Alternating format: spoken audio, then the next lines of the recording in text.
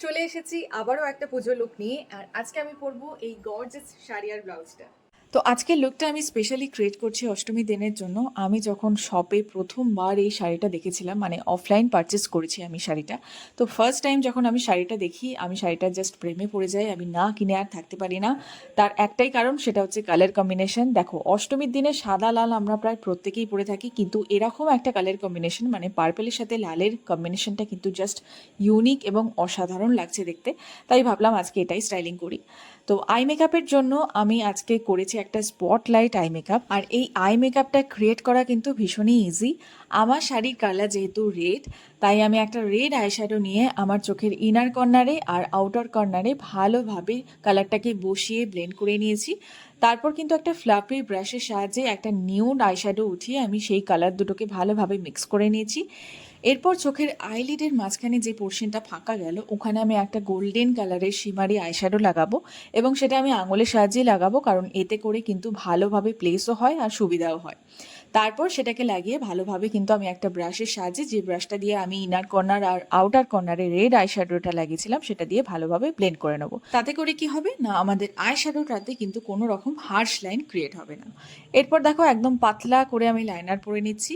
আর কাজলও পরবো, সেটা একটুখানি মোটা করে পরবো, কারণ আমার চোখ যেহেতু একটুখানি বড়, তাই আমি একটুখানি মোটা করে কাজল পরতেই প্রেফার করি, তাতে আমার চোখটা একটুখানি ছোট লাগে। লাস্টে আই মেকআপটাকে কমপ্লিট করার জন্য আমি এখানে 2 কোট মাস্কারা ইউজ করে নিয়েছি, কারণ আমি কোনো ফলস আইল্যাশ ইউজ করতে কিন্তু পছন্দ করি না। আর আজকে যদি এই লুকটার সঙ্গে আমি কোনো রেড লিপস্টিক না পরি, তাহলে কিন্তু লুকটাই একদম ইনকমপ্লিট থেকে যাবে।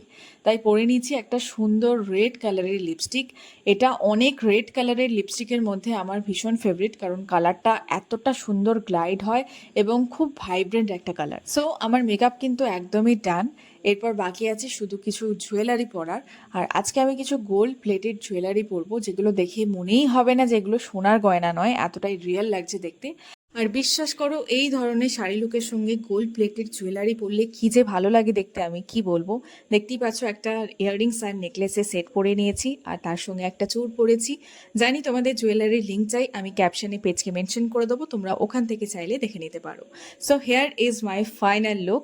কেমন লাগছে তোমাদের দেখতে সেটা কিন্তু অবশ্যই আমাকে কমেন্ট করে জানিও। আর এই লুকটার একটা ব্ল্যাক অ্যান্ড হোয়াইট রিল আমি আগেই পোস্ট করেছি, সেখানে তোমরা অনেক ভালোবাসা দিয়েছো আমাকে, এবং অনেকে আমাকে জিজ্ঞাসাও করেছো যে তোমার তো এত ছোট চুল, তাও তুমি এই ছোট চুলটাতে খোপা কি করে করলে।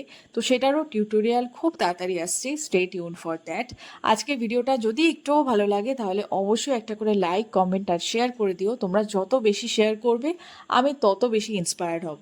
So don't forget to follow and share my reel. তো চলো, আজকের জন্য এটুকুই। দেখা হবে আবারও নেক্সট কোনো একটা ভিডিওতে খুব তাড়াতাড়ি।